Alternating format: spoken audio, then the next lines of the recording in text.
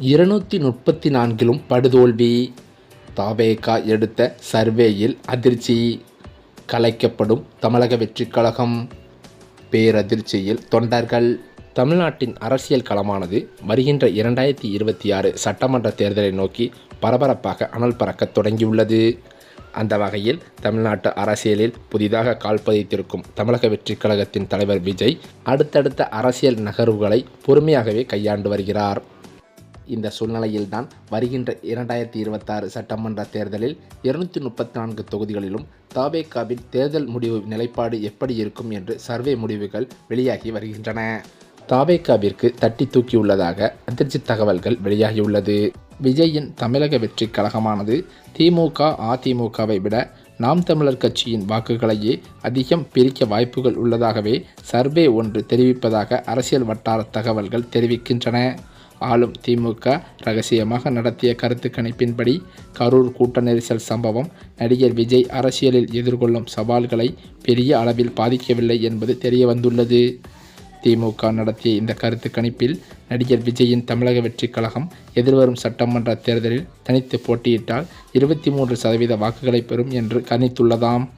இந்த சூழ்நிலையில்தான் டிசம்பர் 4 திருவண்ணாமலை தீப நாளாக இருப்பதால் பரப்புரை மேற்கொள்ள போலீசார் அனுமதி மறுத்த நிலையில் மாற்று தேதியை இறுதி செய்யும் பணியில் தவேகா ஈடுபட்டிருக்கிறது. அதேபோல தவேகா தலைவர் விஜய் ஒவ்வொரு வாரமும் சனிக்கிழமை மக்களை சந்தித்த முடிவெடுத்து தமிழகத்தின் ஒவ்வொரு மாவட்டங்களுக்கும் செல்ல முடிவெடுத்திருந்தார். அதன்படி திருச்சியில் தனது பிரச்சாரத்தை ஏற்கனவே துவங்கினார். அவரை பார்க்க பல ஆயிரம் மக்களும் கூடினார்கள்.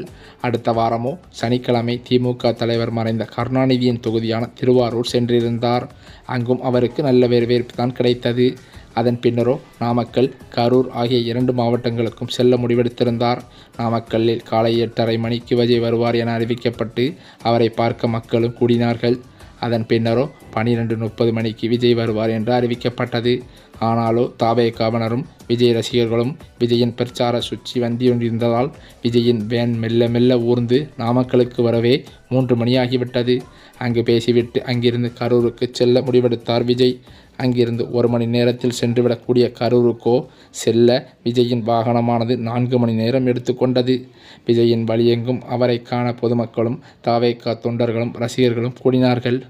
மாலை 7 மணியளவிலோ போலீசார் அனுமதி கொடுத்திருந்த நிலையில் அந்த இடத்திற்கு விஜய் பேசத் தொடங்கியதே விஜய் 7 மணிதான். அப்போதுதான் கூட்டத்தில் நெரிசல் ஏற்பட்டு அதில் சிக்கி 41 பேர் பரிதாபமாக உயிரிழந்த சம்பவமும் நடந்தது. இதன் காரணமாக 1 மாத காலம் விஜய் வீட்டில் இருந்தே வெளியே வரவில்லை. அதோடு கடுமையான விமர்சனத்திற்கும் ஆளானார். கரூரில் 41 மக்கள் இறந்ததற்கு பிறகு விஜய் தான் பொறுப்பு என்று அதை பலரும் பேசினார்கள். விஜய் ஒரே ஒரு வீடியோ மட்டும் வெளியிட்டு விட்டு அமைதியாக இருந்து விட்டார். அதன் பின்னரோ கரூரில் பாதிக்கப்பட்ட மக்களுக்கு நேரில் வரவழைத்து ஆறுதல் சொன்ன பின் மீண்டும் விஜயின் அரசியல் நடவடிக்கைகள் சூடுபிடிக்க துவங்கியிருக்கிறது. இவைகளுக்கிடையில்தான் அதிமுகவிலிருந்து எடப்பாடியால் விரட்டப்பட்ட செங்கோட்டையன் அவர்கள் அதிக ஆதரவாளர்களுடன் தமிழக வெற்றிக் கழகத்தில் சமீபத்தில் வந்து விஜய் முன்னிலையில் இணைந்தது பரபரப்பை ஏற்படுத்தியது.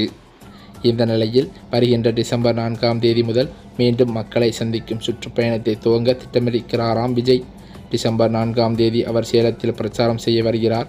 இதற்காக அனுமதி கேட்டு தவேகா சார்பில் போலீசாரிடம் மனுவும் கொடுக்கப்பட்டதாக சொல்லப்படுகிறது. இதற்கு முன்பு வார இறுதி நாளான சனிக்கிழமை மக்களை சந்தித்து வந்தார் விஜய். தற்போதோ டிசம்பர் 4ஆம் தேதி வியாழக்கிழமை வருகிறார். வார இறுதி நாள் என்பதால் தான் கரூரில் அதிக மக்கள் கூடிவிட்டார்கள் என்றோ எண்ணி தற்போது அதுதான் அவ்வளவு பேர் உயிரிழந்ததற்கு காரணம் என விமர்சனம் வந்ததால் விஜய் தனது முடிவை மாற்றியிருக்கிறார் என்றே சொல்லப்படுகிறது. மேலும் அது மட்டுமில்லாமல் இவ்வளவு நாட்கள் விஜய் எங்கே சென்றார் என்று பல பொதுமக்களும் அவரை விமர்சனம் செய்து வருவதும் குறிப்பிடத்தக்கது. அது மட்டுமில்லாமல் தமிழக அரசியலில் தமிழக வெற்றிக் கழகத்தின் கட்சி தலைவரான விஜய் அவர்கள் பல்வேறு விமர்சனங்களுக்கும் கரூரில் நடந்த அந்த சம்பவத்தை பற்றிய விமர்சனங்களுக்கும் இன்னும் எந்த பதிலும் அளிக்காமல் அவர் இஷ்டத்திற்கு இருக்கிறார் என்று பல அரசியல் விமர்சகர்களும் முக்கிய தலைவர்களுமே கூறி வருவதும் குறிப்பிடத்தக்கது. இந்த சூழ்நிலையில் அதிமுகவிலிருந்து முக்கிய அமைச்சராக இருக்கும் செங்கோட்டையன் அவர்கள் தவேகாவிற்கு இணைய உள்ளதாக தகவல்கள் வெளியாகியுள்ளது. கட்சித் தலைவர் விஜய் அமைதியாக அடுத்த கட்ட அரசியல் முன்னேற்றம் நோக்கி நகர்ந்து வருகிறார். தேர்தல் நெருங்கும் நிலையில் கட்சியின் முக்கியமான நடவடிக்கை தற்போது அரசியல் வட்டாரத்தில் பேசும் பொருளாகி இருக்கிறது. அதுதான் தமிழக வெற்றிக் கழக தேர்தல் ஆணையத்தால் இன்னும் அதிகாரப்பூர்வமாக அங்கீகரிக்கப்படவில்லை என்ற செய்தி பெரும் விவாதத்தை ஏற்படுத்தியது. ஆனால் அதற்கான காரணங்கள் வேறு என அறிந்தவர்கள் கூறுகின்றனர். இதே நேரத்தில் தேர்தல் நெருங்கி வருவதால் விஜய் தேர்தல் ஆணையத்தை நேரடியாக நாடியிருக்கிறார் என்றும் தமிழக வெற்றிக் கழக வட்டாரத்தில் தகவல்கள் வெளியாகியுள்ளது.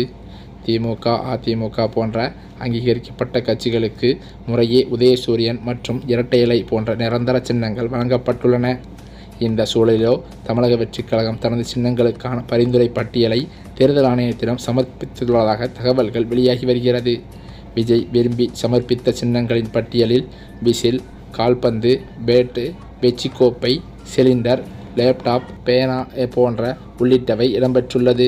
தேர்தல் நெருங்கும் நிலையில் கட்சியின் அங்கீகாரம் மற்றும் சின்ன தேர்வு அரசியல் வட்டாரத்தில் புதிய ஆர்வத்தை உருவாக்கியிருக்கிறது.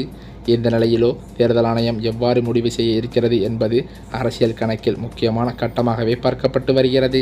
இந்த நிலையில்தான் சேலத்திலிருந்து விஜயின் பரப்புரை மீண்டும் தொடங்கப்படும் என அக்கட்சி வட்டாரத்திலிருந்து தகவல்கள் வெளியாகியுள்ளது. அதே சமயம் சேலம் மாவட்ட தமிழக வெற்றிக் கழக நிர்வாகிகள் மாநகர காவல் ஆணையர் அலுவலகத்தில் 20/11/2025 அன்று மனு ஒன்றை அளித்துள்ளனர்.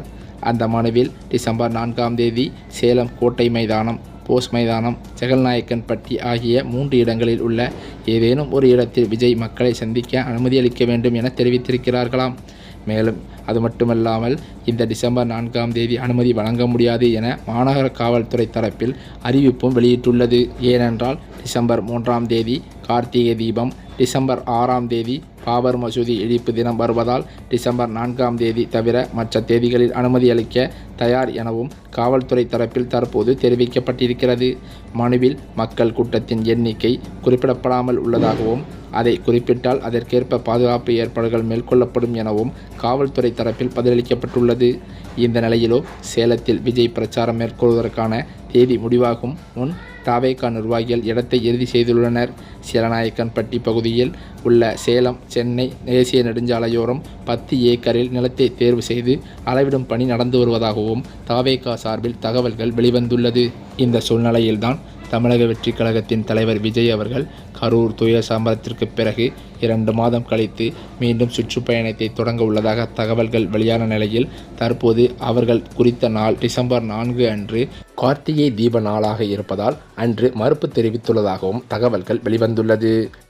இந்த நிலையில்தான் வருகின்ற 2026 சட்டமன்ற தேர்தலை முன்னிட்டு தமிழ்நாட்டின் 234 தொகுதிகளிலும் தமிழக வெற்றிக் கழகம் எடுத்த சர்வே ரிப்போர்ட்டில் படுதோல்வியை சந்திக்கும் அளவிற்கு டெபாசிட் கூட வாங்கும் நிலை இருக்காது என்று அதிர்ச்சி தகவல்கள் வெளியாகி வருகின்றன.